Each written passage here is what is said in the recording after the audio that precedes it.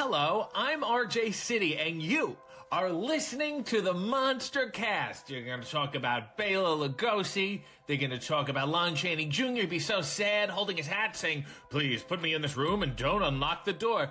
And you can't do any better than the Doll Brothers. Jack and Ryan, they're brothers, but they're also bros. What?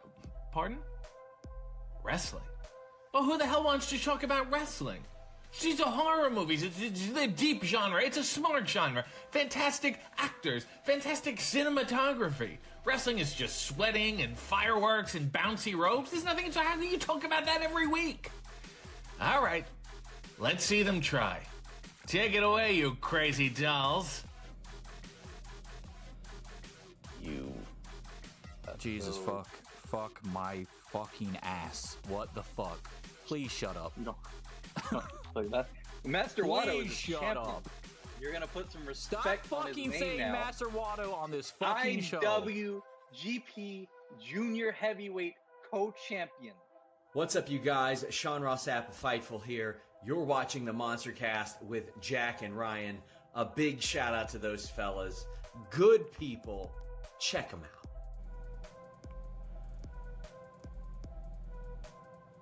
Oh my god, what is this? It Who looks is like a making TV. the New Japan titles? They need to stop making It's like titles. a TV, bro. They took it too literally. That's the problem. They should have just turned it into a TV. I would have been more know. impressed. That would have been cooler. Put some Make antennas it- on the top. No, just make it like a digital title. Like you could display whatever you want on the Oh, digital. like an title. LCD screen? Yeah. Yeah, and then have That'd be the sick as picture fuck. of the person that's the champ. That'd be so good. Oh fuck. That'd be worth it. Wrestling podcast. How fucking original. Jake and Brian, Brandon Cutler here from AEW, and I hope you guys have an awesome podcast with the MonsterCast. What was that? Your name is Jack and Ryan? Shut up, Jack and Ryan. Tell me who you would sign first. Hiroshi Tanahashi. No, not overall, genius. Between the two goddamn examples I'm about to give you. Master Wada. Killer Cross or Dominic Dijakovic, who are you signing first? Killer Cross. 100%. What the fuck? Absolutely. Wrong! That No, answer is I would. wrong! I would. Oh Killer Cross. my god. You don't know shit! Your opinions suck! I guess I should,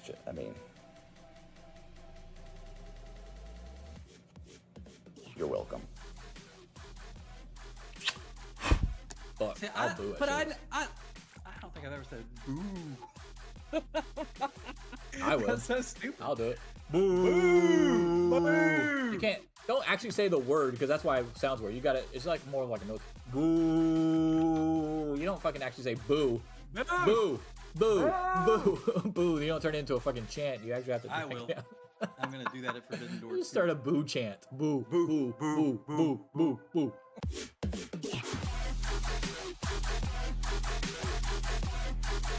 Here's your host of the MonsterCast, the Straight Edge Monster Jack and Ryan.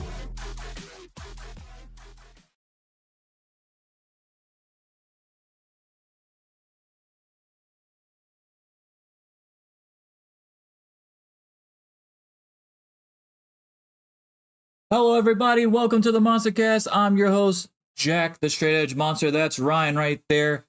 And we got a nice show for you this week. A day later, but nothing else has happened yet, so we're good. Just want to let everybody know, for every new subscriber for the month of October, I will shake the 8-ball, which I have right here. I still haven't put the new things in there, but I did center it. There it is. It's centered now. We're good. We will shake this 8-ball right here, and we will donate an item, whatever shows up in the 8-ball, to the local Humane Society to help out cats, dogs, and the employees as much as we can. Items will include tennis balls, frisbees, boxes, jugs, Cheerios, cat treats, dog treats, pins, and paper towels, among a couple other things, I'm sure, that I'll add in there. Konami is going nuts today, so you might see him on the show in my lap to calm his ass down. I don't know yet. I'm rocking the red headband for the first time ever because I can finally match my avatar. I did not have a red headband. So it's going to look a little orange today because of how bright it is on me right now with the being in the morning and the lights on top of me. across the camera, but we got that going on. I also have now joined the dark side, and I now am a proud owner of a pair of Crocs. Walking on this fucking stone floor for 4 years have really fucked my feet up. Wear slippers, but I can't wear those outside. They get fucked up. And then, of course, they're bulldog slippers, and every time I put them on, Nova and Shroot go crazy after them like they're actual fucking dogs on my feet. But I do have Crocs now. So we're gonna show off my new Crocs today, since that's the shoes I'm currently wearing. I didn't go put on some special shoes after work. All my floors are hardwood too, so I wear these. Yeah, what the hell are those? They're anglerfish, but they're slippers. Foam. Okay. I mean, I'm not gonna complain. I'm not gonna make fun of you. I'm wearing fucking Crocs. Not only did the Croc store finally get me, with everybody telling me how great Crocs are, but I got some charms as well that were in there because they had a sale. Because I went to the outlet mall, of course, and the outlet mall, of course, everything's on sale at the outlet mall. I actually got me a pair, Christina a pair, okay, and 13 charms because they had buy 9 get 4 free. They had buy 14 get 12 free, but I didn't see how the hell I was going to fit that many charms on these things anyway, so I didn't go that high. But I actually came out of there with less money spent for the 2 pairs of Crocs and the 13 charms than I would have one of my regular pairs of shoes that I've been showing off here.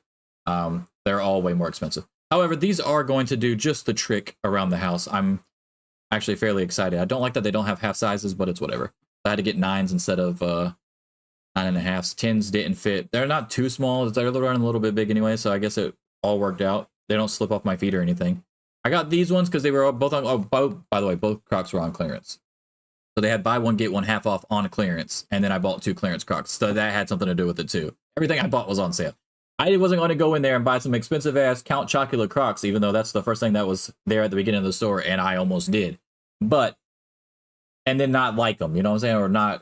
Or they didn't work, or, whatever. So I was like, nah, if we're going to do this, we're going to get the fucking right Crocs here. So on this one, we've got an English Bulldog, of course, for my dogs. We got Rocket Raccoon, because I love Guardians of the Galaxy. Video game controller, and a stapler inside Jello for the office. And then on this one, this is my favorite shoe right here. We got all my really good shit on here. We've got Chucky. We got Gizmo. We got the Ninja Turtles, we got an Ewok, and we got the Creature from the Black Lagoon, who is my favorite Universal monster. And I was shocked to see that they had Creature from the Black Lagoon. They had all the Universal monsters, but Creature usually gets left out of shit. So I was hyped to see that, so I grabbed those. Now, Christina got some white wedge-looking ones that she said she wanted for, like, when she goes get pedicures and shit, because she doesn't like staying in there until her toes dry or whatever the hell. I don't fucking know. I don't really pay attention to any of that shit, but I got her the Michael Myers charm, a Shamrock charm, a Ravenclaw charm, and a Deathly Hallows charm that glows in the dark that pissed me off, because I saw another one that was like that translucent green where it looks like it's supposed to glow in the dark. I forgot what the hell it was, but I was like, oh, that would be so cool if it actually glowed in the dark. But they don't actually tell you if they glow in the dark where they got the charms at. So I didn't get it.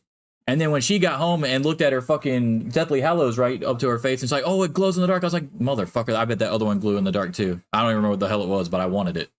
So all I'm really missing is, if I ever, go back, I would like to have an Alf charm and a Ghostbusters charm of some kind. Hopefully Slimer. Those are the only 2 I'm really missing that I was like I was trying to get stuff that actually, I really like. Maybe an AEW one. AEW want to make some fucking charms. Nothing for wrestling. No, they didn't have no wrestling ones. If AEW gets some charms going on their website, I'll buy one. I don't know if they might have one already. Hell if I know. Yeah, that big AEW/Crocs crossover market. Cody Rhodes had dog apparel. Okay, let's be real here. It could happen. As RJ City said on the Young Bucks Hey EW episode, you're not just a t-shirt company anymore. You got hoodies, you got hats, you got all this stuff. You got mugs. It'll be all right. See the new see the new Bryan Danielson shirt? Yes, we're gonna talk about that later, actually. All right. Yeah. About his shirt? Yeah. That's the whole topic. No. Oh, okay. No. Other news. Speaking of AEW, I picked up these 2 blaster boxes. We got the AEW Metal 2022. I got 2 blaster boxes. I don't know what I'm gonna do with these yet. Part of me wants to open up like a pack every episode. Like at the end of the episode, Jack rips a pack type deal. I kind of want to give a box away to one of our subscribers. I don't know yet. I'm going back and forth. It depends on how many I can get my hands on here. I got these from Target. And because it's 2022, I'm hoping I can get the elusive CM Punk card since he's not with the company anymore. So I'll go ahead and get one of those before it's too late. What else we got going on? Oh, go ahead. Yeah, go ahead. Speaking of CM Punk, did you see the ticket sales for Survivor Series? They went down or they went up? No, they're like almost all the way sold out. And I just keep thinking like it's gonna be so fucking funny when he's just not there. Well, I mean, they did this to themselves. Place sold out on a rumor, but then this time it's not true. Yeah, they did this to themselves, and we're gonna talk about CM Punk in a minute. Obviously, this shirt is fucking. I bought it extra large. Don't mind the white shirt. It's not dingy or old. It's actually quite new. It's the light hitting it is making it look dingy, and also it's a lot bigger than it's supposed to be. I tried to buy larges, but then after I wash them a few times, they get too tight, and I usually just use them as underneath shirts for like my jerseys and stuff. And it's just not. I don't wear them enough to have shrunk this one yet to be a large, so it's still not fitting around the neck region. So don't worry, it's literally like a fresh shirt. It just doesn't look like it.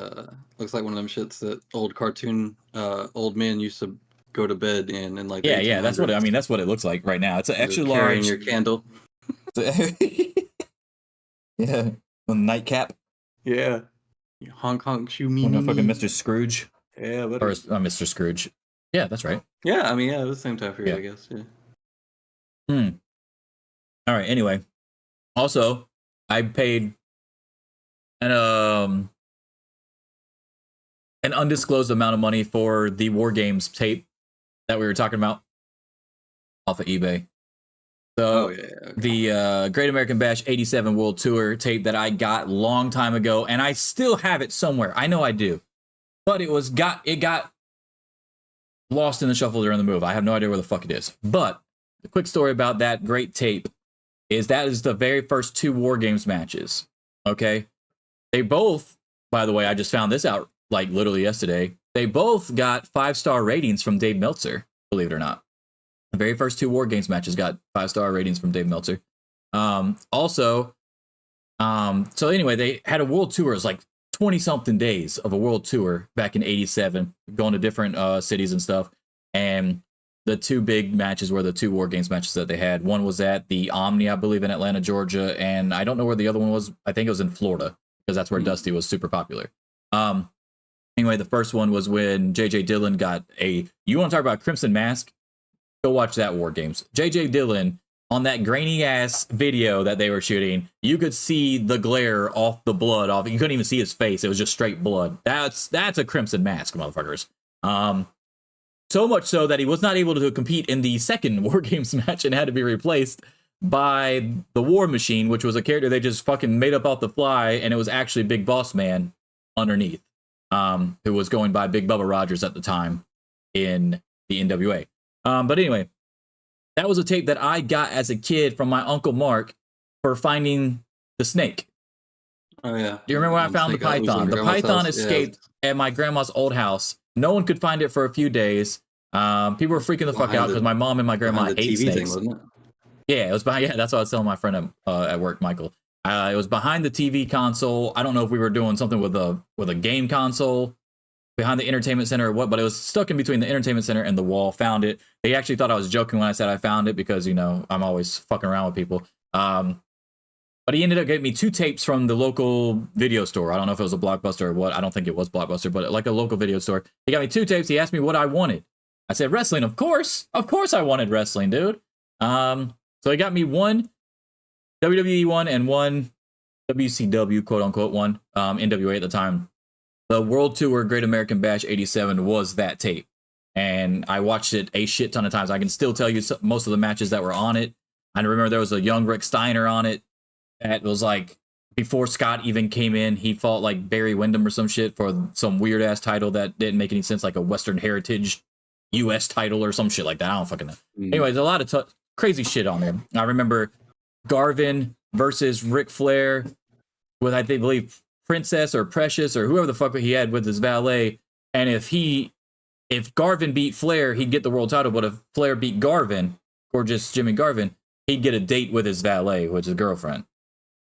That was the stipulation for that. Ric Flair was actually in 3 matches. He was in both War Games matches, and he had the world title match in a steel cage throughout. And they're just taking the best matches of well, not the best, but like like a compilation of matches from the entire tour, which was like 20-something days, fitting in on one tape. Rock and Roll Express versus Midnight Express was awesome. They had a lot of good shit. But like I said, the 2 War Games matches are obviously the ones that stand out the most. Sting was also on the tour, but he doesn't have a match on the tape because I think he was relatively still new. And most of his matches were against this dude named Thunderfoot, which was just a bullshit bad guy with a mask that he beat the shit out of every week. He's on that backstage tape, though. He sure is. And that tape was actually on one of the last dates of that tour that I had sent you. Yeah. Doing the weird facial expressions when he was making fun of him for putting this face paint on. My favorite, like, Lex shined in that. Lex had charisma in that, right? The few spots that he had when he was talking about the canary yellow tights because he was going to have color, so he had to wear the canary yellow tights so that it would show up. I thought that tape was awesome. Anyway, but yeah, the other one, actually, if anybody's interested in knowing, the WWE one was actually WrestleMania 8. Because I remember Shawn Michaels and Tito Santana was the very first match. I actually looked it up at work to figure out what WrestleMania it was because I totally forgot. But it was WrestleMania 8 and the 87 World Game, or 87 Great American Bash World Tour, the first ever 2 War Games, the Match Beyonds. So I did buy the actual copy though. So when I got the copy and I kept, we returned the WrestleMania one. Somehow magically the World Tour one never made it back, and I had it as a kid forever. It was still in like the clear VHS case because they don't give you the real one because then everybody would just steal all the tapes. That was supposed to be like incentive for you to bring it back, I guess. I don't fucking know. It's not the real tape type deal. But anyway, I'm getting the real tape. I bought it off of eBay. It cost me a decent amount of money, not an astronomical amount of money or anything. It didn't cost me more than the Crocs, so we're good there. But just more than you would want to pay for a VHS, I would say. Yeah, but do you even have you have a VCR still? I do have a VCR. I bought one at a flea market my first year here. Okay. Don't know if it works. Just I know I bought one. They're very hard to find now, actually. Look, before you put your good tapes in there, try a test tape. Because if it tears that shit up, you're gonna be pissed. Yeah. I mean, I don't even know if I have a power cord for it. I don't remember. He just put it in a fucking grocery bag and I fucking bounced and I wasn't paying attention to nothing. So I might not even have all the things I need for that thing. But I will be testing it eventually and rewatching that. What else? I think that's all I got to really talk about before we get into the show here on the hot tag topics. I'm very excited for it though. Let's go ahead and start off with what everybody was talking about Tuesday. And obviously that was AEW versus NXT 2.0. I guess 3.0 now, since they want to put everybody and their mom over on the show. I'm not gonna. Okay, so here's the thing. I do not hate WWE for what they did. What I hate is, just throwing Undertaker. I mean, the shit that didn't make sense is what annoyed me the most. That's what annoys me the most. But randomly putting John Cena in somebody's corner and Paul Heyman in somebody else's corner that have nothing to do with either of the two dudes, right? Having Undertaker come out at the end have nothing to do with the guy. At least LA Knight was connected to NXT in some way, right? Yeah. At least Cody is technically connected to NXT in some way with his dad fucking running it. All right? Those two I'm cool with. The Becky Lynch storyline happened before this show, so I don't hate it, even though I don't like the overall thing of Becky being there, but at least her being on the show made sense with what they were doing. Asuka made sense with what her connection is to NXT. Her opponent might not have made much sense. I don't know why it was Roxanne Perez out of all the people that they had, but whatever. But the egregious ones to me were Cena, Paul Heyman, and Undertaker. Undertaker was the most egregious. It makes no sense. What the fuck are we doing? What are we doing? Carmelo, you're telling me Carmelo Hayes needed a John Cena and an Undertaker rub in the same night? That's what you're telling me? Crazy. But anyway, the question is what show was better, and I believe hands down it was still AEW. It's not even close. It wasn't even close. The matches on that episode were all good. That was a really good show. It really was. And I will say this as well, taking into account the fact that AEW did not have Jon Moxley, the Young Bucks, or Omega on the show. And the other show is throwing up everyone that they can fucking get that's still alive and breathing. Right? I'm surprised The Rock wasn't on there. The actor thing is going to be going well into the midnight hour on this shit. Like, that didn't get done. So The Rock and Cena aren't going anywhere anytime soon, you would think, because they need to make money somehow. Yeah. So I'm surprised he wasn't on there too. But yeah, from top to bottom, there's no way you can look at both of those shows and say that AEW wasn't better. It was far better to me. Now, if you're a huge fan of, if you're a WWE lifer or you're an NXT lifer or whatever, and you actually go to Full Sail every week or some shit, okay, whatever. I'm not going to argue with you. But if you're literally objectively watching both of the shows and you try to catch both of them every week, you can't tell me that AEW Dynamite wasn't better than NXT in almost every conceivable way, except maybe star power, because like I said, AEW didn't even put 4 of their top stars on the show. Yeah, I mean, but they said Danielson and Edge and... No, I agree, but NXT had all their stars. They had Ilya, they had Carmelo, they had Braun, and then they threw stars from their main roster on there too. Yeah. Needed Roman Reigns over there too. And that would have been good. No, considering it was on a Tuesday too, like yes, AEW is the one that had to move. Yeah, exactly. Like they're the ones that were on the wrong night. So if you consider that AEW normally does like 800 to 900,000, to do 600K on a wrong night, even without competition, I think still everybody just would have been like, yeah, okay, sure, they're on a Tuesday randomly, so makes sense. I think it was fine. I'm not too worried about the ratings per se. Yeah. We covered the ratings when this show first started in 2019 and some of 2020, and then it just got to the point where it was like, there's no point in covering the ratings anymore. The final count on that, I think, was like 75-1 for the demo. Yeah, like now people are counting this one as number 2. They're counting this as 2. What the fuck are y'all talking about? When they're not never even close. And my thing was the counter programming comment from Booker T really pissed me off as well. What do you say? But it's whatever. He said something about counter programming, and I was like, that's funny coming out of the mouth of a fucking NXT color commentator who's literally is fucking through everything they had. Hold on, let me see if I can find it on my. Wait, he was saying AEW was counter programming? Yes, dude. That give me a second. I feel like give me that a would have second. been a normal Dynamite. It was a good Dynamite as far as booking and stuff, but like I don't feel like that was like some fucking super card they threw together. Listen, if you want to do a super card, you don't do Danielson versus somebody you know he's probably going to win against. You do Danielson versus Omega in an Iron Man match. I think we talked about this last week. You just put Danielson in back-to-back Iron Man matches. That's it. This whole fucking show. Poor guy. Working him to death right before he retires. I can't find my tweet now for some reason. Maybe I didn't mention his name in the fucking tweet. Hold on, let me type in counter programming and see if that.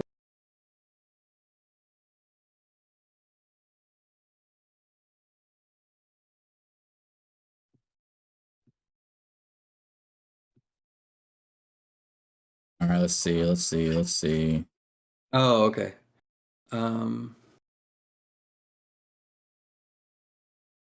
I really think just like WCW, they focused on WWE. They tried to counter program every Monday night what they were doing. I really think WCW thought themselves right out of the war because they were thinking about winning and beating WWE when they had a hell of a product already.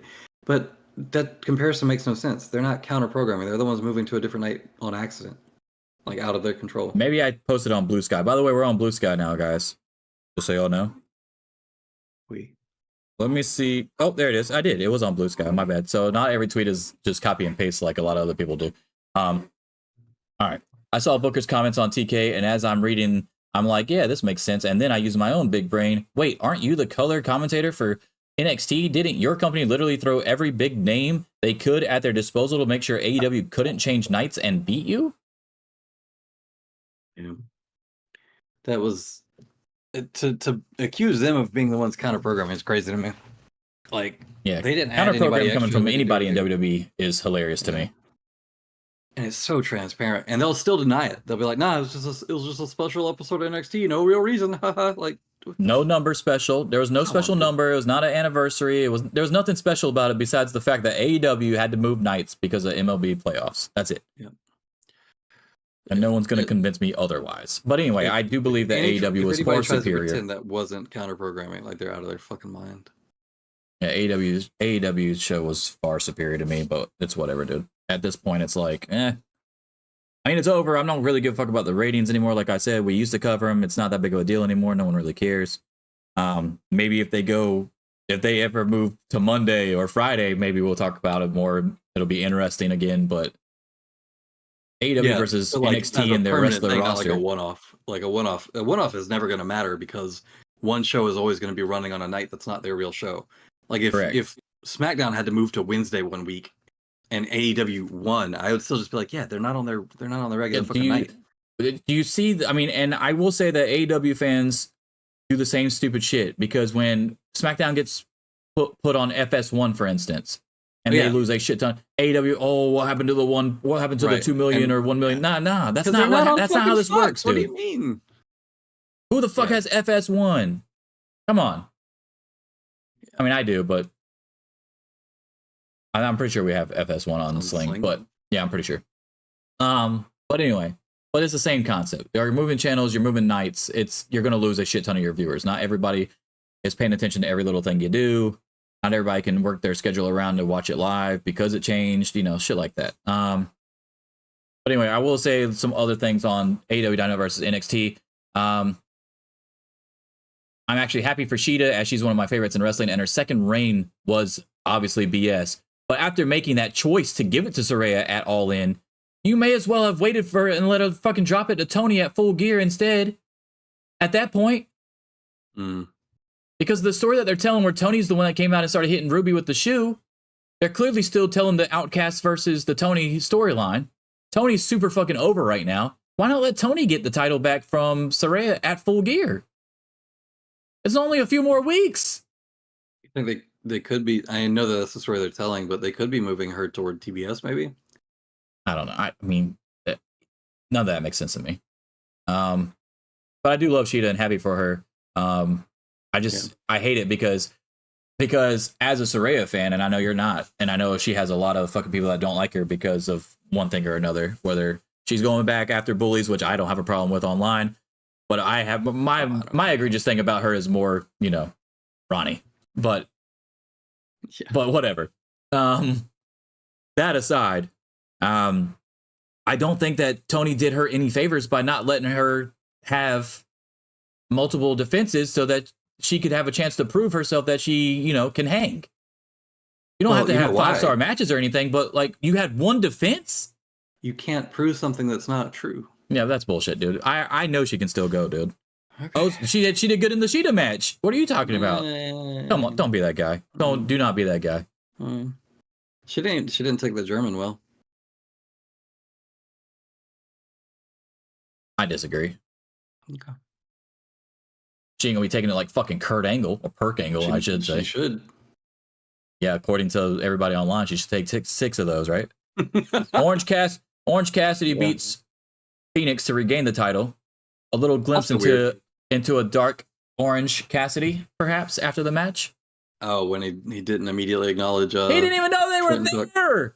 Yeah, didn't even know they were there, dude. Trent had to hit him on the side of the shoulder, fist bump his shoulder to get his attention. Motherfucker was like Gollum with the fucking title, just looking at the ring, dude. It was transfixed. Yeah. The story that they tell out of that ends up being the same as they were already telling, though, which is where he's so focused on being a champion that he still ends up injured and can't keep doing it, and somebody takes it off of him again, right? So, well, I don't know, because so they've been telling this kind of thing, like he's infatuated with the title. He wasn't infatuated with titles until he got a title. Mm-hmm. Now it's kind of like when you promote somebody that don't need to be promoted, and the power goes to their head, type deal. Yeah, exactly. It's kind of like that. So not only did he win the title, you saw it slowly change the longer he had it. And he was like, man, I can do anything. I can beat everybody, whatever. When he was just giving everybody title matches and coming out on top. Mm. When he lost to Moxley, he stops at the ramp and kind of looks over his shoulder and then keeps walking. The next Dynamite, when Moxley comes out while Orange Cassidy just got a win or some shit, or was talking. He was talking on, I think he had a promo. Moxley had the first match of the night or whatever. Comes out, walks past, or not walks past him. I guess he came out. I don't know if he walked past him or not. I don't know if it was a BCC thing or if it was just a Moxley thing. If it's just a Moxley thing, he definitely came out through the crowd. But I guess he heard the music or whatever. And he stopped again and looked because he was still bitter about losing the title to Moxley when that was his big shiny moment that everybody was supposed to see. The TK, when he was with TK at the scrum after the pay-per-view, he mentioned the fucking international title and how he still wanted it. Then when TK and Tony Schiavone was on the pre-show for this fucking Dynamite, and Hook said, hey, you need to give my boy another shot because he never got this rematch. And then TK said, do you want it? And then Orange Cassidy acted like it was no big deal. And then Tony said, well, we can find somebody else. He said, no, I'll take it. He wants the title. He has to have the title. They've been doing little things leading all the way up to it. And now that he has it back, it's going to be interesting to see how much alienating he does to his best friends. And if it actually does turn, which will be insane if Orange Cassidy turns. I don't know how you do a heel run with his shit. I feel like he was a heel on the Indies for a while.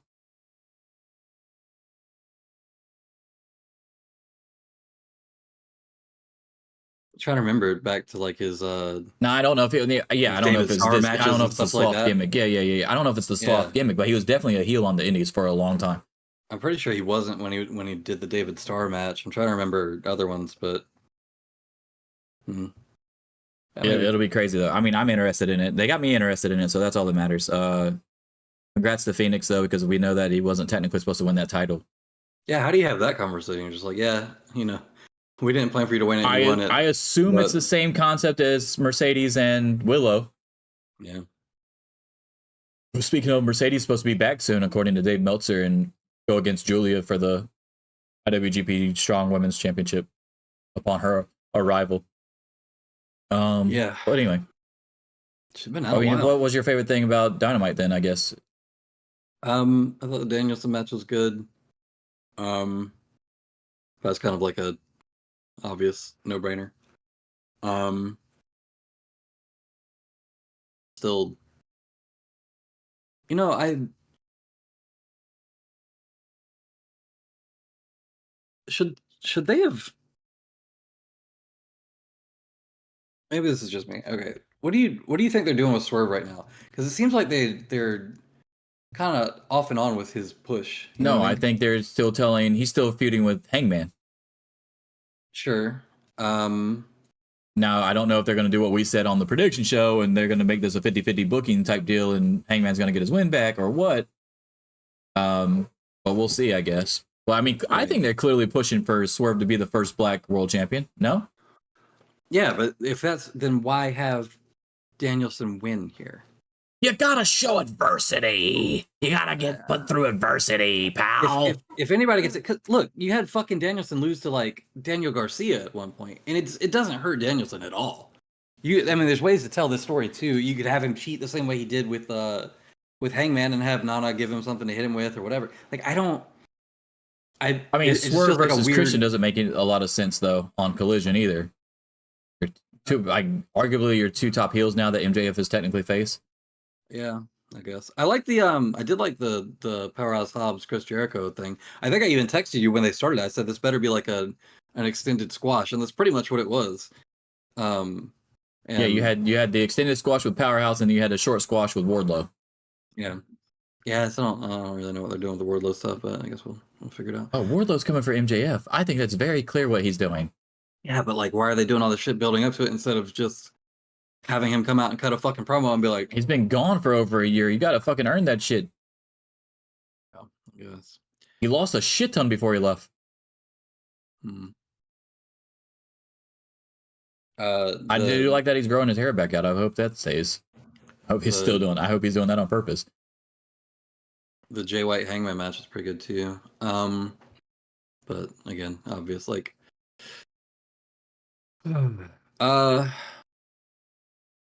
Christian's promo. He was talking about he was kind of making fun of the Judgment Day thing. Yeah. Some people online like completely missed the fucking point. He's like, oh, he's trying to make fun he's trying to make fun of Edge for doing Judgment Day and talking about people with Halloween costumes, but there's a guy in a dinosaur mask right behind him. I'm like, bro, do you not pay attention to Christian at all? Like, literally everything he that's says literally his is- point. Yes, exactly. Yeah, like that's his whole thing. It's the same thing he used to do with the title when he was talking shit about CM Punk carrying around a title that's not that you didn't earn. Yeah, he doesn't even want. Yeah, same shit. Yeah. Yeah, no, it's just I don't know how stuff like that goes over people's heads. Well, like, okay, It's all so good. like, you know how we sometimes we do grades on the show. If we were to grade these two shows yeah, against each other, I'm giving Dynamite an A, and I'm giving NXT a C. probably same on NXT, and then Dynamite like a minus, only because like the Wardlow Matt Sydal thing, it was it almost kind of broke up the flow of the show to me. And then also there was a couple of booking things that I just didn't really feel like made much sense. And again, I'm with you as far as the Sheeta thing, and I like you said, I'm not really a big fan of Saraya, but having that title switch happen here doesn't. I don't know. It seemed a little bit weird to me. Like if there was any knee jerk reaction because of going against somebody else, you think that might have been one of the things? Like, hey, we have a title change over here, flip back over, you just missed the title change if you weren't already watching it. Because right at the end of the show, though, right? So I don't know. Well, I guess it wasn't the end of the show, right? Because I think Edge closed. Adam Copeland. I'm sorry. Yeah, maybe. Maybe. All right, let's move on. Let's talk about friend of the show. Lexis King has arrived in NXT. Yeah. Brian Pillman Jr. obviously has been on the show before, believe it or not. Interview with him like 2 years ago. Yeah, 2 years ago. It feels like it was 2 years ago. It had to be. It was during the pandemic. I'm pretty sure. It was definitely during COVID. Yeah. Well, it might have been longer than 2 years because he wasn't even in AEW at the time. Yeah, well he definitely wasn't in 3 AEW, years. but it was definitely during the pandemic though. Yeah, it was probably 3 years. Yeah, 2020. Anyway, Brian Pillman Jr. is now officially like been announced basically. I think he'll probably have another vignette at least explaining his first name because he always said it was King or whatever. I thought the vignette was really good.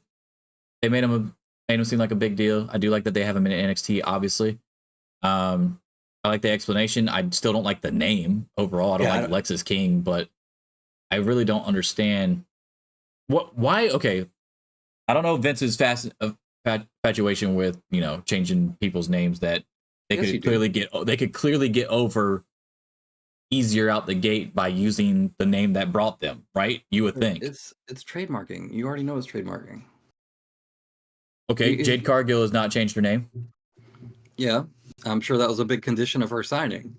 And why wasn't it a condition of Brian Pillman Jr. signing? Because he doesn't have any fucking clout. It's Brian Pillman Jr. Come on, man. Come on, dude. If AEW lets him go, Lexis King, dude. It sounds like a porn star.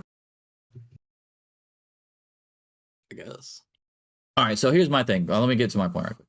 All right, so he comes in, Lexis King. He explains that, he never knew his father. I thought he was. I mean, it was really well done, honestly. I think his delivery. I mean, it was a pre-recorded thing, so obviously it's probably going to be good. But it just gives you a glimpse that he could probably cut decent promos going forward, even live, because I feel like the delivery was solid. Everything was good. I think he got too much hate in AEW from AEW fans about his wrestling ability. I think he's solid. No, I think he's fine. I think he's good. I think he's fine. He just didn't have a character. He didn't know what he was supposed to be, is what the problem was. That's why I thought the Brock Anderson with Arn Anderson thing was going to be so good for him. And then they just didn't do anything with it because Dark Elevation got cut. And, he was nowhere to be found left in the rubble of all that. So I understand what they're doing. Okay. But here's my issue with it is why, if you wanted to give him Brian Pillman Jr., right? Let's say you could do it, and I don't know why you couldn't. It's fucking stupid that you can't. But you go to he was like talking about how he didn't know his father because he was only 4 when he passed away. And I'm going to take the name of my actual father. His name is King. And that you it came off like you resented your dad for passing away when you were 4, right? Why didn't you say, I'm going to take his name and do more with it than he ever could have? That's just as powerful to me as a character. his dad never won the Intercontinental title, never won the world title. I don't think he ever won any titles in WWE. Maybe European Championship, maybe, but I don't remember for off the top of my head because he got hurt fairly early into his WWE thing when he fucked up his ankle or whatever. So why didn't you just use, like, you could have used that motivation or whatever. And I feel like that would have made a lot more sense and been a lot more powerful or just as powerful as that without the dumb name attached to it. I wonder how much of it is that they don't want his name associated with his dad or to bring too much attention to it out of the gate because they don't want people looking up a bunch of old Brian Pillman shit and reading about all the old Brian Pillman shit and seeing the segment with him and a gun and fucking Steve Austin's house and like just that whole, reading about him in general. I don't know. It could be they don't want that association because for the same stupid reasons that they used to say they didn't want China in the Hall of Fame, like same mentality. So there's a lot of shit associated with Brian Pillman that is not, that wouldn't be considered on the up and up today, And then I don't know. Could be that. Vince McMahon is the president. That's all I'm gonna say. All right, so yeah. Well, so anyway, I shoot a lot of shots. I like the way that the vignette was shot. I like the way his delivery was. I like the way he's got obviously a really good look. I do think that it'll be pretty good. Now, I did see a recent picture of him that somebody posted at an NXT live event, and he does not look good. And that's because probably he had to get off of whatever the fuck he was on for the wellness stuff. Wellness test, yeah. He did not look good in that picture. I'm just going to throw that out there. But hopefully if he can get back on track working out and stuff like that, then yeah, he'll be fine. I think he'll be good, and especially in NXT. Even if he's there for a couple of years, I think it'll be all right. He's got a jump start everywhere. He's already wrestled on the indies. He's wrestled in AEW. He's got the name, he had the name. Did he gain weight or lose weight? I haven't seen the picture. It looks like he lost his chest and then it all went to his belly. Not all of it, but you get what I'm saying. Like he's got like a little pot belly type deal going on. Yeah. All right, but I'm glad that he's finally showed up. That's good. Time off will do that too. Yeah, probably. I mean, if he wasn't doing anything else. But I feel like he went right there. I feel like he went right from AEW to signing that contract, though. He got signed pretty quick, but he hasn't been. It's not like he's been wrestling regularly, and then he hasn't been wrestling since he got signed, right? So. Yeah, but he can still work out, dude. Yeah, there's a bunch of people that are out for injuries for fucking a year and come back looking better than ever, quote unquote. I guess. All right, let's move on to your favorite. Let's talk about CM Punk. Oh, I thought we were going to talk about Master Wato. WWE rejects CM Punk. Apparently, according to the most recent reports from Meltzer at the Wrestling Observer newsletter, they let Punk know that it's a no from them. The hard pass. If you enjoy my graphic, I'm available for graphic design. Just so you know, anytime. Use MS Paint. You're welcome. Anyway, where to even begin? Okay, so we still have Survivor Series in Chicago. All right. People like you said this. Do you believe for a second that they actually said no? Like 50-50. 50-50. That could easily be a planted story just to throw shit off. I agree too. But 50-50. Because they've already got the ticket sales, so who gives a shit? You don't need to do the rumor, right? All right, so you want to talk about the ticket sales real quick? Since I've been talking most of the show. The ticket sales that you were telling me about, I think you told me before the show went on, right? Did we talk about that before? Okay, go ahead. So they've distributed pretty much all their tickets for the Survivor Series show in Chicago. It's not in Chicago, I think it's Rosemont, but it's the same thing, Chicago. I think I've got like 400 left out of. Let's just say that Punk can make it there. Yeah. So I think he could walk there.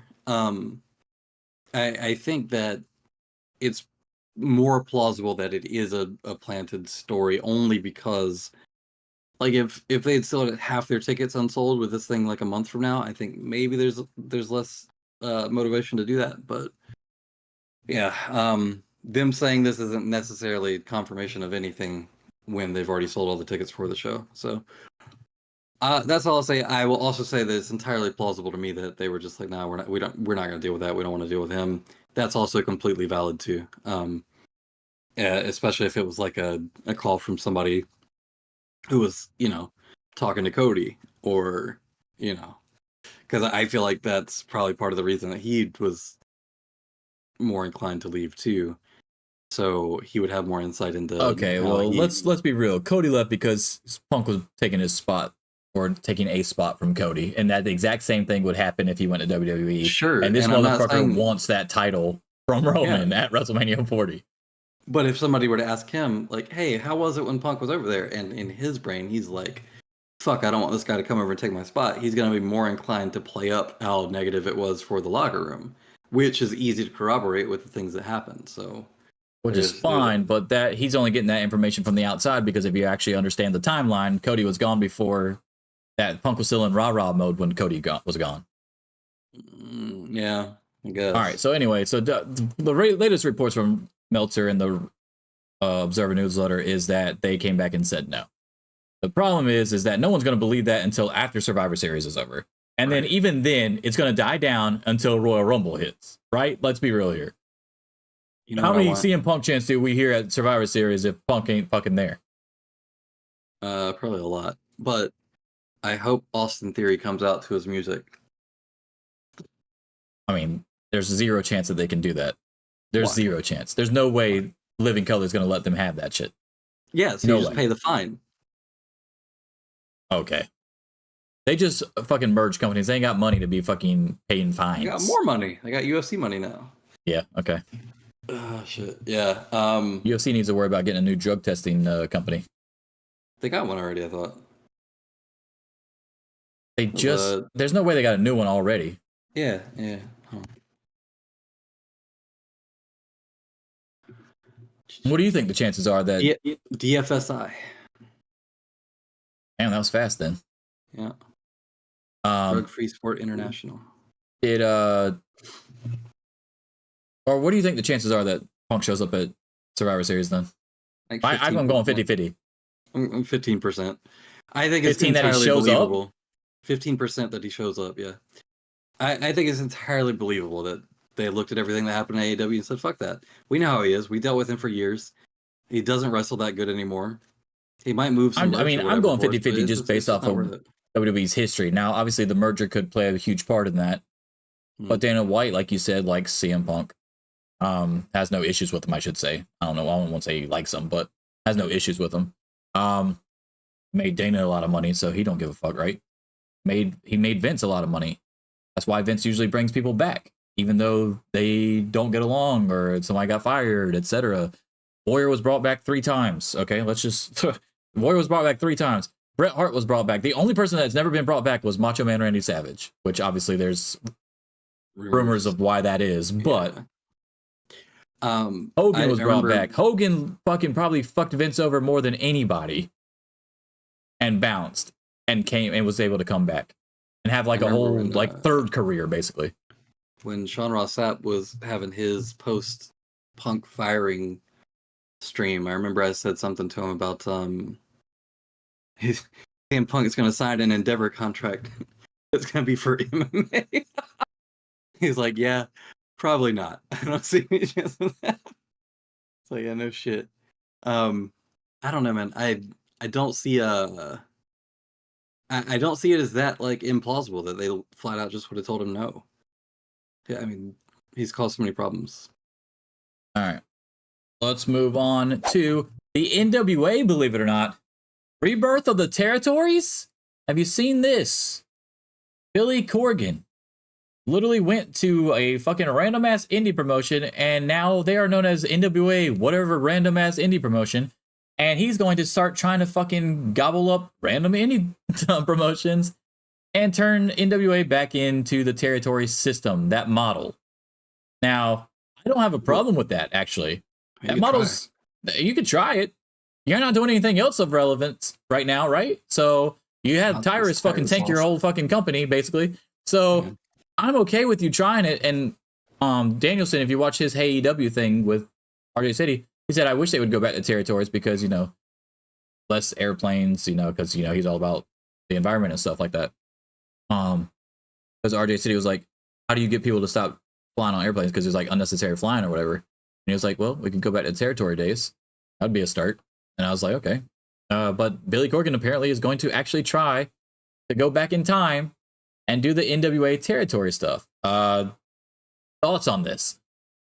I don't see how it's going to work. I mean, the indies are in a place right now where the reason territories used to work is because you had regional fan bases for regional people who were excited to see one random person come in. But you can already do that now with the current model with 2 or 3 big companies that send people over to the indies. Like it's just not going to be the same thing. There's no difference between what he's going to be able to do trying to recreate the territory model and what the indie model already is. Like my big issue DPW, like they've got their names there, right? But it's still a bigger thing when somebody goes over there. Yeah, my big issue with this model isn't the fact that the model is necessarily bad. It's the fact that this model with 2 companies that are way bigger than you at the same time in the same area is what's going to kill you. Because let's say somebody starts taking off in a hot territory before you can bring them over to your fucking territory for the main NWA roster for one of your super pay-per-view shows. They already got fucking poached by one of these other 2 fucking companies. Yep. How many people do you think is actually going to say loyal to you, Billy Corgan, as NWA just because you attach NWA's name to the promotion that they were in? The promotion's getting that money. Not necessarily those wrestlers. They're not getting paid by you. They're not under contract to you, at least as far as I understand it. There's no way that Billy Corgan and NWA had that much money to even do that. So couldn't even keep Nick Aldis over there. Like, come on, it would. Yeah, and you pushed him as your fucking biggest star for a long ass time, and y'all were supposed to be best friends and stuff, and y'all had a fucking falling out. Like, let's be real here. Had a falling out with a lot of fucking people that were really talented. So I mean, I don't know how it's gonna happen. The model, I like the model. I would like to see it thrive. I just don't think it's going to under Billy Corgan. I'll say that. Not somebody that had Tyrus as their champion, and acted like it was no big deal and that he was great. He was a great champion. He's also apparently signed 2 new TV deals so that they can move away from YouTube as far as TV shows in full are concerned, and we'll still post content on YouTube because, you know, why not? That's money. But apparently he's supposed to announce 2 TV deals, and I don't know what the hell that means. I assume that they're local stations or stations that no one has. They wrote to that PBS 2 a.m. slot. I don't know who the fuck you would have signed. It's got to be. I mean, it's got to be something. One of them weird like offshoot cable brands for men's whatever the fuck kind of things. Maybe I don't know. Hey, shit. Maybe you got FS1.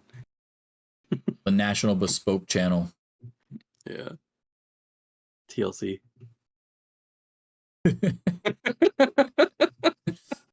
Oh shit!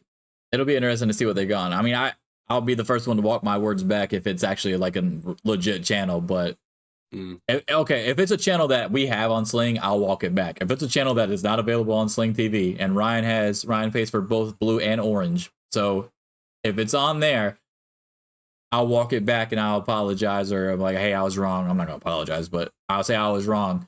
But if it's not on there, there's no reason for you to be on fucking Busted Open talking to Bully Ray, talking about something.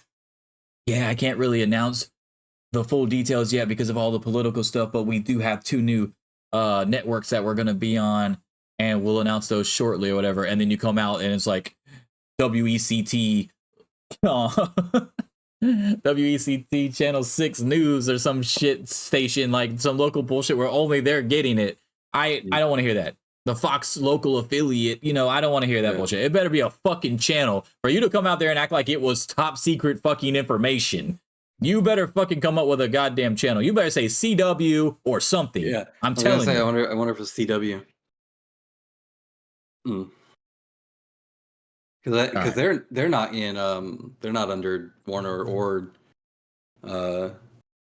Turner or any of that bullshit, or the Viacom either. I think they're under Nexstar. I think it's called Nexstar.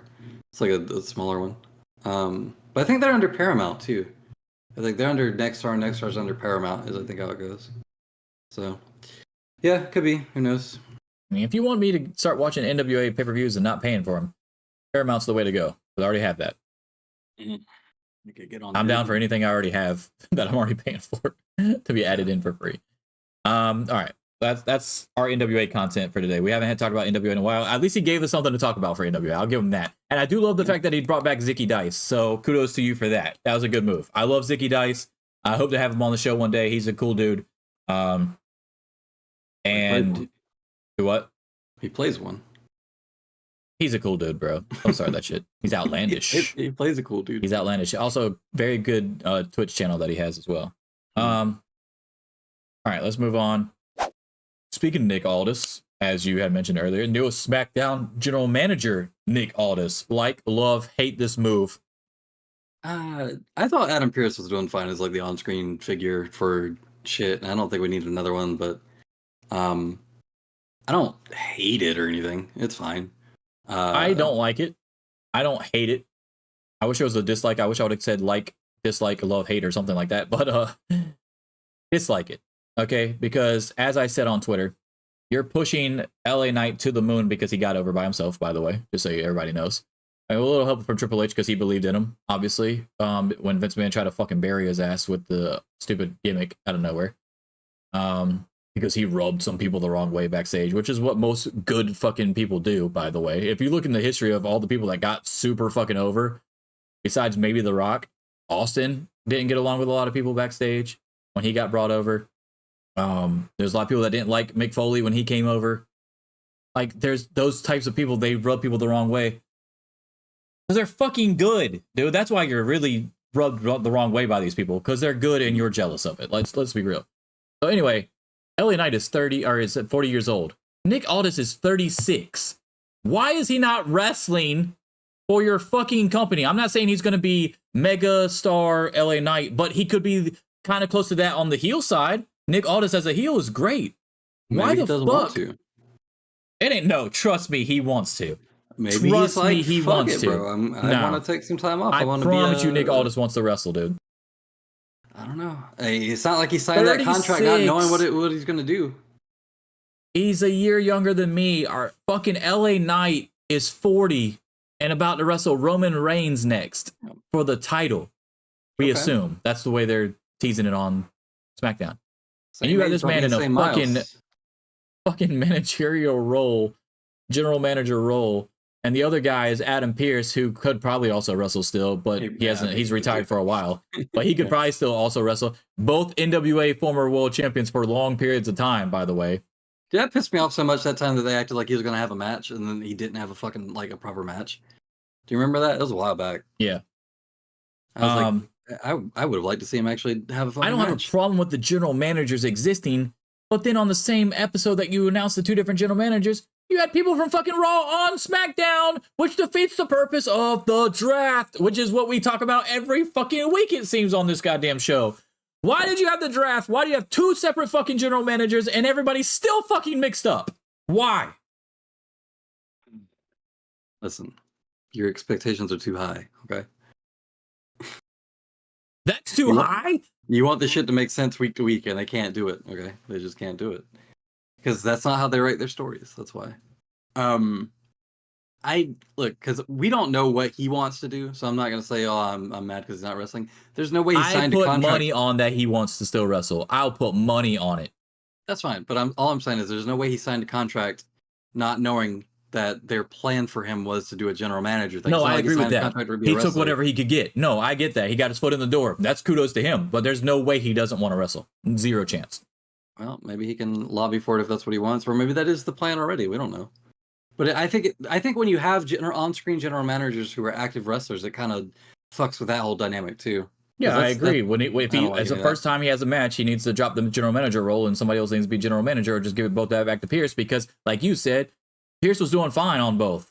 Yeah, it doesn't make any sense for Pearce to just magically not be in a role. I get what you're doing because it's supposed to be two separate rosters, so on the optics of it makes sense for you to have two different general managers. Because who the fuck is he trading with? He's trading with himself. Hey, I traded Cody over to fucking SmackDown, or Jey Uso over to SmackDown. Who the fuck are you trading back? Kevin Owens? You're just trading with yourself? Yeah. You turn all the rules off of fucking Madden and you just go right through? No, the computer can't decline the trade? What the fuck are you doing? Figures, yeah. Or just it's a broad rule from WWE Global where you have to do exchanges of talent based on. And by the way, Nick Aldis, your first trade, Kevin Owens? You got Kevin Owens back for Jey Uso? No. You give me Cody, or you give me fucking Jey Uso back and he goes back into retirement. Like, what the fuck? What the fuck, dude? Because Jay quit. Jay quote unquote quit, okay, but then magically got fucking traded. If you quit, then you shouldn't be under SmackDown anymore, right? Well, Kingston quit AEW at one point, so we can't be too hard on the Well, I can be all hard on both. I didn't say that was a smart thing either. I'm not fucking saying that was a great storyline or anything. Yeah. Anyway, so he quits. He gets magically traded after you quit, which makes no sense. And then you got Kevin Owens in return instead of fucking going to get Cody. Now they could spin that and be like, Nick Aldis doesn't like Cody because Cody took his NWA title away from him. They could spin that.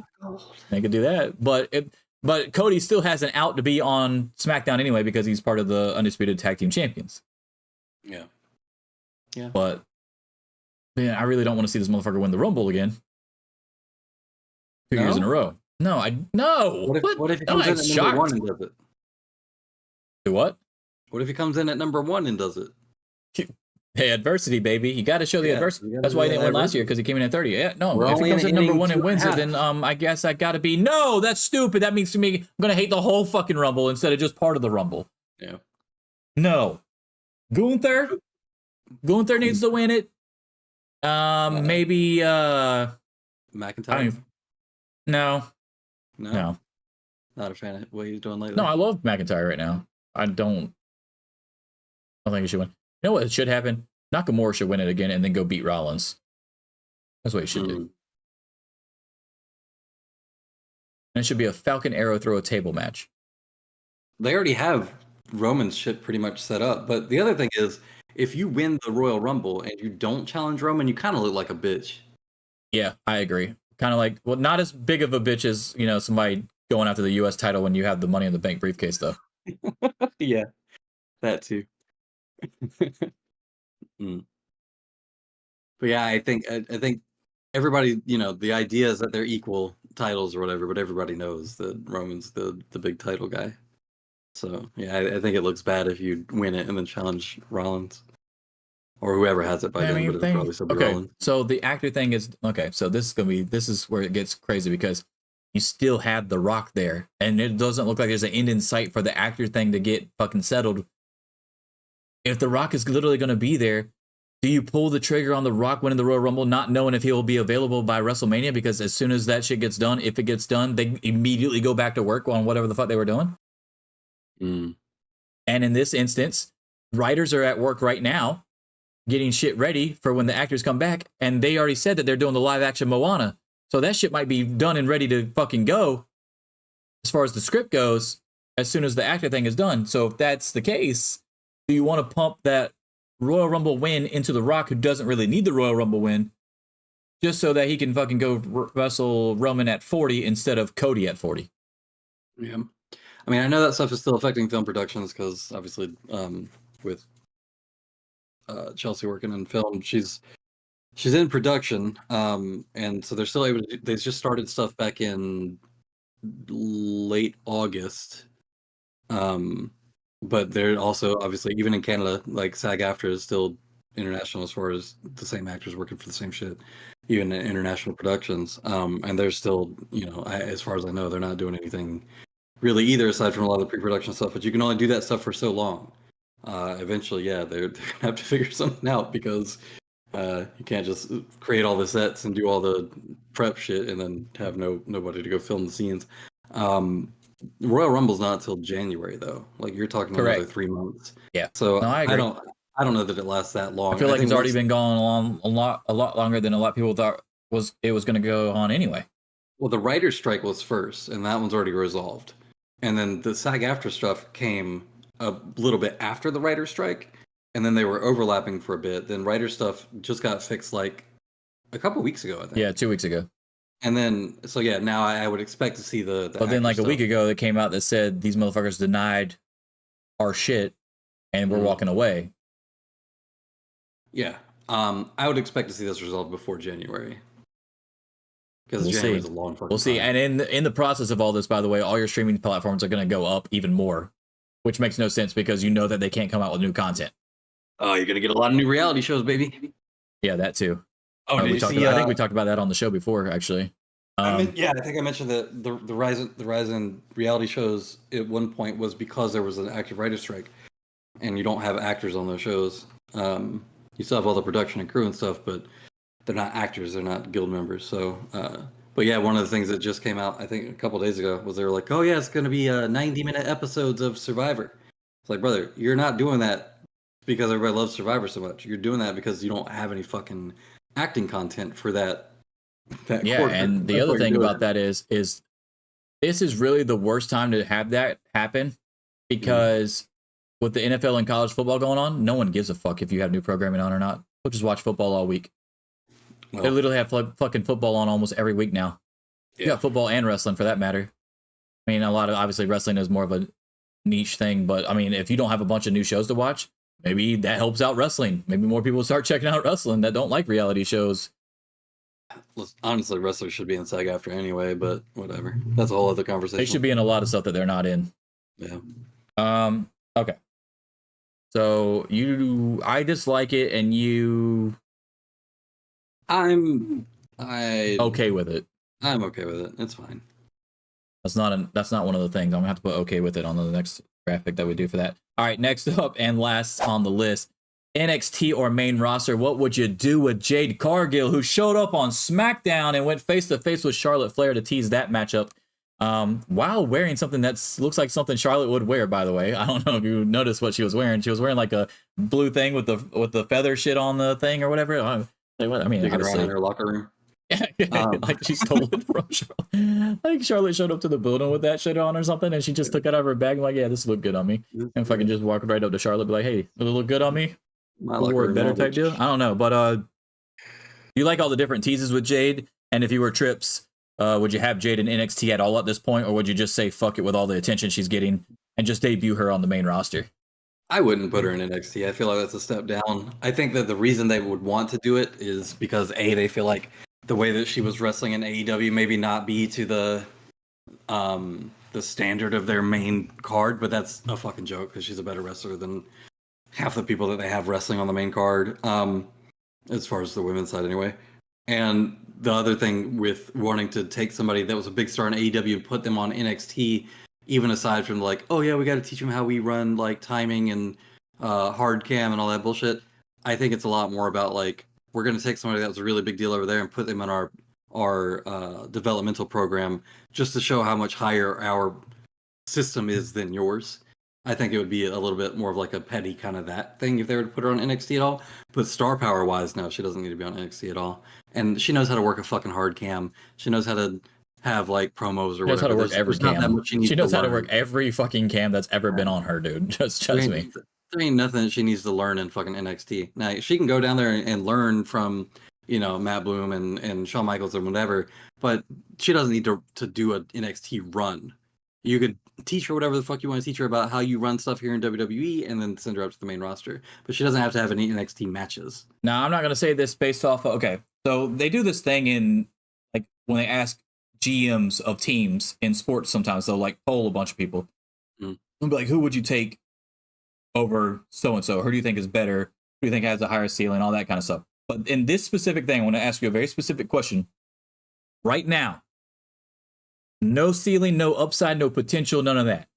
Right now, just based off of wrestling ability alone, you have to pick one to start your company with. Jade Cargill or Nia Jax? Who are you taking?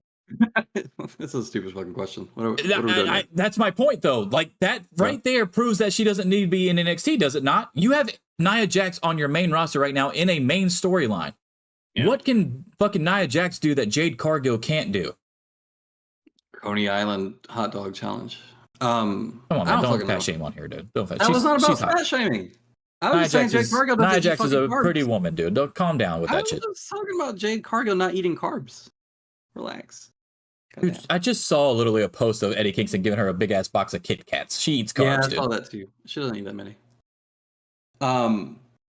Oh yeah, the thing where he was mad at her for being able to eat them or whatever. Yeah, like how are you just downing a fucking Kit Kat and looking like that right in front of my face? Kingston's upset more than anybody for that because he's been getting shit about that his whole career. I wouldn't take Nia Jax ever over. That's my main point. Look at where she is on the card. You know what I'm saying? Like that's what I'm saying. Like that should be. If I give you that, And then let's just throw on everything else. She has the higher upside. She has the higher ceiling. She has the higher social media following. Like, she beats her in almost every conceivable way besides Bloodline. And she's never almost killed anyone.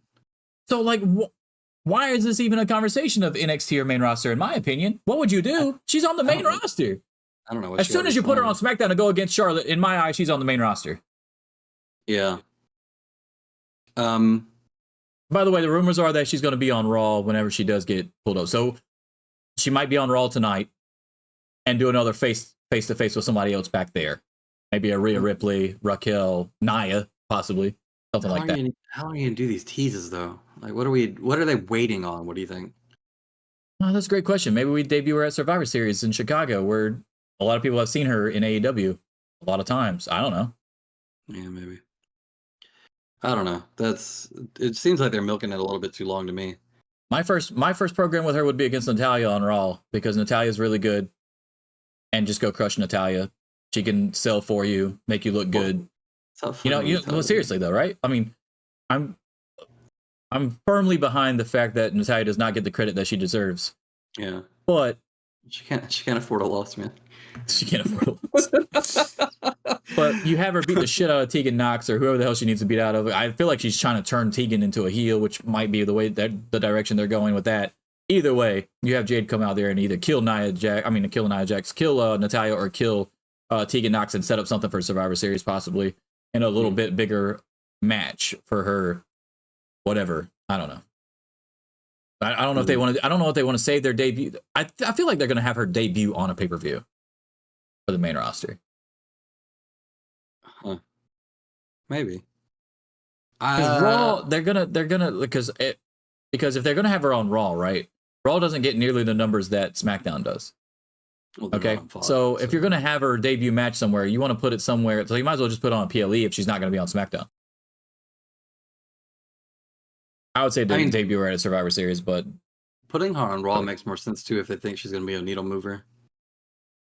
Yes, but is she going to be a needle mover to that extent? No, but she does have some good matches over there before she goes up to Rhea. It's really Rhea versus Jade, and that's it as far as matches I want to see on that roster. I'd much rather see her in a lot more different matches on SmackDown, but they're already stacked, and you want to have her go through the Raw roster first. So it's literally Rhea and Cargill at the top for me on Raw, easily. Get that Raquel match in there somewhere. And Becky, but she's going to clearly kill Raquel. She's going to kill Liv whenever she comes back. She's going to kill Natalya, Tegan, Nia, whatever.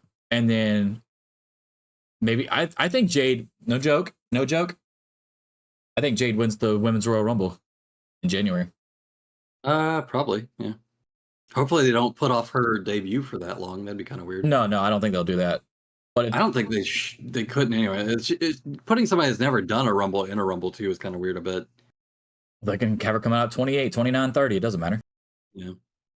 Nia Jax or Rhea could look like they're about to fucking win the Rumble, depending on who's the champ, obviously, who's actually in the Rumble.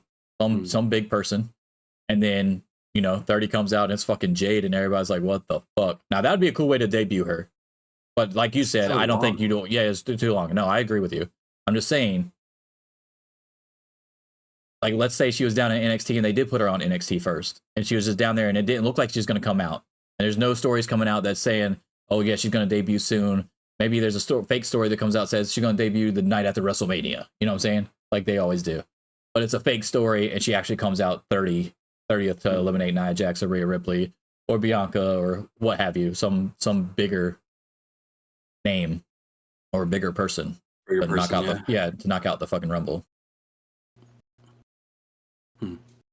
And have her come out there as NXT champion so that when she does it, she can just drop the NXT title a la Asuka and then go for the whatever women's title, whoever she chooses to go after. I mean, that's whatever. That's just obviously fantasy booking. But I personally would have her on the main roster. I would have her debut match at Survivor Series. Yeah, I don't see any point in having her do an NXT run.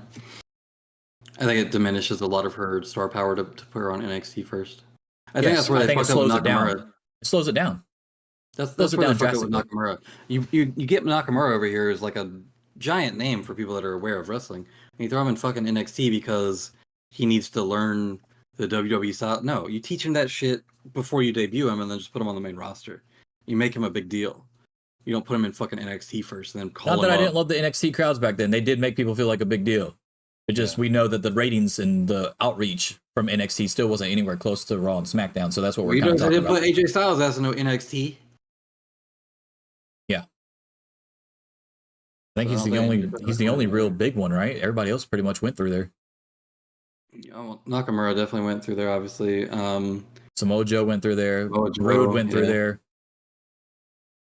Yeah, that's weird. Eli Drake, LA Knight, whatever you want to call him, he went through there. Hangman Page would have gone through there. Not with that contract, baby. Not with that contract. Who knows? No, I mean, I don't mean when they were just re-signing. I mean when they first were starting AEW and they were talking about trying to the very first contract. No, I understand. And they're like, we're gonna have them come through. Then it's like, nah, fuck that. No, you're not. Yeah. No. All right. So I would have her on the main roster. You would as well. All right, let's get off the hot tag topics. Let's talk about. Did I mess up? There we go. Let's stay positive. All right. So we're gonna end this on Let's Stay Positive. I've got 3. You can just come up with them as you need to. I actually wrote mine down so I didn't forget them. All right, my first thing is the Bryan Danielson shirt, baby. That is a cool fucking shirt. We live in a time where everything gets put on a t-shirt and most of it looks stupid as fuck in wrestling. This Crimson Dragon shirt that I have up on the screen right now, this thing is sick. I need this shirt. I like it. It's because some of it kind of looks like blood smears too. He's been doing a lot of little bit of it's Crimson Dragon. Been having a lot of blood in recent matches. Yes. I think the design of it's pretty cool. You know me though. If it's not in black, I'm not gonna wear it. No, I want white. I want this. Even though it's still on this camera with this lighting, it'll still look like it's dingy as fuck, like the one I'm wearing right now. Even though it's not, it'll be more like the Crimson and Cream Dragon. But I still want it. It's very cool, and I like it because Danielson always wears white shirts, so it makes sense for it to be white. I'm sure that they'll come out with a black version, but I love that one. I would like to have that one.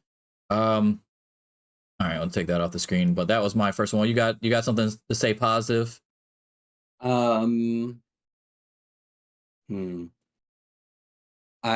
like that even with Edge in the promotion now, Christian is still posited as so much higher than him. And he's done that from his own work, from his own mic shit, his own character work, whatever. I was a little bit worried when he came in that they would do a thing where Edge is just like immediately over him and like overshadows him, which I think they would have done if he was still a face when he came in. But everything that Christian's doing right now is just hitting really well, and he's quickly gone from somebody that I was kind of like when he was doing like the Jungle Boy stuff, where I was like, oh yeah, it's cool, he's there, like he adds stuff to it. But now he's like somebody that I will specifically go out of my way to watch if I miss a show or something. I will find his segments first before I go back and watch the whole show. All right, he's a good highlight of the show now. I got something positive to say. The most intriguing thing to me on NXT on Tuesday was Paul Heyman talking to Ava Raine. Oh yeah, that was. Well, she said on Twitter, "There's no Rain anymore. It's just Ava." So just Ava. Whatever, I don't care. Either way, Ava Johnson. I don't give a shit. I don't give a fuck what your name is. But that shit was cool. Yeah, the bloodline on the back of the phone. Obviously talking about the bloodline to The Rock's daughter. I thought that was like one of the most intriguing things, and it was like a 10-second fucking clip that had nothing to do with anything they were else talking about. It was like kind of in the background type deal. I thought that was cool as fuck, and hopefully they follow up with that. I thought all of Collision this week was really good. Like start to finish was a pretty good card. A lot of positive things I could say about Collision, actually. Did you see they kind of pivoted away from the quarters thing? Now, yeah, a little bit, but they also have a lot of stuff that's in conjunction with that, with MJF, with the Jewish stuff that clearly was planned beforehand. So, yeah, I don't know. I understood the outrage and the uproar at first, but now seeing everything that they've been doing ever since, it was clearly all part of the plan. So I'm not too mad about it. The positive thing I'll say about that is that even for whatever uproar that got, that's when I saw it, my first thought was like, I get what they're doing, and I understand why people are going to be weird about the timing, but I trust it's MJF's story, and it's something specific to him, and I trust him to tell that story.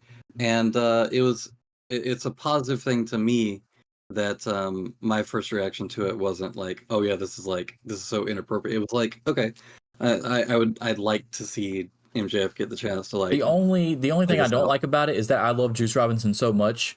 You don't want to have him do it doesn't really go with his character, I guess. Yeah. To me, anyway, because he's more of a comedy character, but not like full on comedy character. You know, he's just unintentionally funny. I think he's saying shit and not necessarily knowing that he's going to get a pop from everything that he fucking says from people. But yeah, if it was somebody more like a more serious character, I think I would be more into it and more invested. But like his character, I'm like, it doesn't really fit. I think the reason that it works though is because he's not doing it to be overtly like anti-Semitic. That's not the point. Yeah, he's doing it to get a rise out of MJF. Yeah.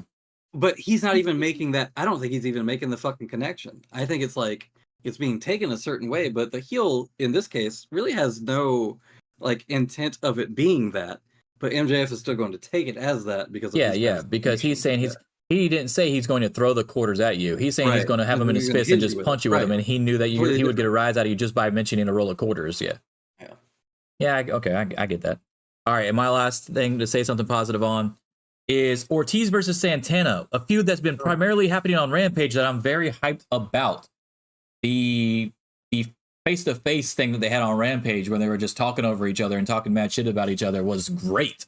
That was great. That got me hyped for the match. For a Rampage-specific storyline, I don't know if the match is going to be blown off on Rampage. I doubt it. But for a Rampage storyline, which I love to see that they actually have some on there that I give a fuck about, that's going to be a great match. I think they need to make that like a hardcore match or a street fight or something, obviously. But my only issue with it is that after it's over, whoever loses, which will probably be Ortiz, what the fuck do you do with them? If they're not going to get back together as a tag team. Yeah. So I hate that they're not together as a tag team because I still think they could, and they should have already, but they could win the AEW tag team titles. The issue is that if they still don't get along backstage and don't want to do that, and they're only doing this because TK's asking them to, so that it makes sense on TV, and so he doesn't get fielded questions every fucking scrum, why aren't these two together anymore? Then that's going to fucking suck. Because usually back in the day, two dudes that don't like each other, they fight each other, and then guess what happens? Magically, they fucking become best friends. Yeah. They're fucking best friends afterwards. Like a week later, they're best friends. So going out there, getting out of your system in like a street fight or something, and then still not being together and still hating each other, it's going to look weird as fuck to me. Like, I wish they would just... I hope that's the storyline, that they get back together. Maybe even if it's something like Ortiz is getting beat down by the House of Black or some shit like that, and Eddie Kingston and Santana... Or Eddie Kingston comes out, he's getting beat down, and then Santana comes out with a weapon or some shit, and, you know, they all get back together. Something like that, because I also think that Eddie Kingston, Santana, and Ortiz could be great trios champions as well. You know what? They've been doing the singles promo back and forth or whatever. I thought was really cool on the last one was he was cutting another one, so he thought it was just gonna be like another promo, him sitting there talking to himself, and that's in. And then he fucking comes in from the frame, and they actually start talking to each other. It's like, why the fuck are you cutting a promo?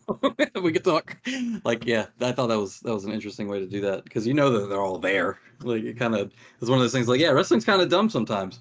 You know that motherfucker's back there talking. You see him, just go back there, go talk to him. Look on the call sheet and be like, oh, this motherfucker gonna be talking shit about me tonight. Okay, I'll be there. Kind of promo me at 10:15, sir. Not today. You know what's funny is back in the day when they did the old school promos in front of the green screens or whatever, the drop back screens where they had their logos and shit on them, and then you'd have like a dude talk mad shit, and then you go to Roddy Piper, and he had watched their promo, so then he's like talking mad shit about their promo and the shit they said in the promo that they just showed right before his. So fucking funny. That's so great. He even does it on the video game. Oh, I heard Nash. He said, don't pick me.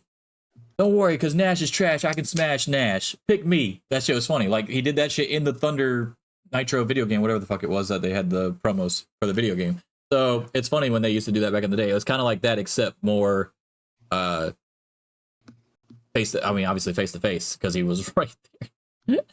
It's so funny, dude. Like, where the fuck? Like, he didn't see him running up. He was just staring into the camera, and he's like, he didn't see him walking out the thing either. Like, yeah, that's funny. All right, you got any more? Yeah, Turbo Floyd. Who doesn't love Turbo Floyd? Who doesn't love the Outrunners in general? Yeah, dude, that's Truth Magnum, Turbo Floyd. Yeah, they're great. Seeing Turbo Floyd was cool. Always like when they're on television. Also, they seem to be doing something with Keith Lee, because they kind of made a deal out of him like giving himself a time limit for the match, right? So they're kind of giving him something there. I'm curious to see what they do with it. I think it would be awesome if he gives himself a time limit. Like, if they had literally announced, like Justin Roberts literally announces, hey, this match is got a time limit of 3 minutes and 38 seconds. That shit would be funny as fuck. And then people start trying to figure out why, and then Excalibur can explain it on TV. Like, these are the time limits Keith Lee's giving AEW, and this is how fast he's going to get this match done in that time. That shit would be great, because that's never been done before. We've had the 5 count, and stuff like that, and then like the Jericho, hey, I can, you can't last 5 minutes with me, that kind of shit. But having someone literally tell you the time limit of the match and just be random numbers, and then beating them in that time limit would be great. That'd be a nice spin on it. You could also do it because he does have that thing where they play up to the fact that he is smart. You could just have him backstage, just like doing some shit. They're like, "What are you doing?" Like, I'm calculating how long it's about to take for me to beat whoever the fuck tonight. It's like, 4 minutes and 12 seconds. It just goes out there and they fucking announce it. He wins the match in 4 minutes or whatever. Yeah, I think they could do something with that. We'll see. I don't know how much they're going to play into it, but it was interesting anyway. All right, guys, that is going to do it for the show today. Hopefully everybody enjoyed this late edition of the MonsterCast. We'll be back Sunday with another edition, and hopefully you all have a great week. Enjoy Raw tonight. If you can. It's a chore for me to get through 3 hours. If it was 2 hours, it would be so much easier, but 3 hours, I just can't do that shit. I have to watch that shit in parts, but enjoy it anyway, and we'll see you next time. Deuces.